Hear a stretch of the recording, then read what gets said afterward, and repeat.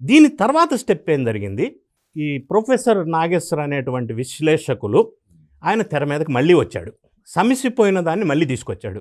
జర్నలిస్టులు అని కొంతమందిని కూర్చోబెట్టి రౌండ్ టేబుల్ సమావేశాలు ఇప్పటికి 2 పెట్టారు. నిన్న మొన్న పెట్టారు, వారం రోజుల క్రితం ఒకటి పెట్టారు. అందులో ప్రధానంగా ఆయన ఏమంటారంటే, నా కామెంట్స్ మీద కౌంటర్ కామెంట్ చేశారు. ఇది తెలంగాణ రాష్ట్ర ప్రజలకి తలవంపు, ఆత్మవిశ్వాసం, ఆత్మ గౌరవం, తెలంగాణ విద్రోహం, దేశద్రోహం, రకరకాల పదాలు వాడారు. అంటే ఆయన మాట్లాడింది తప్పని సమీక్షించుకుని క్షమాపణ చెప్పి మళ్ళీ మాట దాటేసి మళ్ళీ వచ్చి ప్రెస్ మీట్ పెట్టడంలో దీని వెనకాల కుట్ర అయితే ఉన్నదో స్పష్టంగా అర్థమవుతాం. లేకుండా ఎందుకు మళ్ళీ పైకి తీసుకొచ్చారు తెర మీదకి?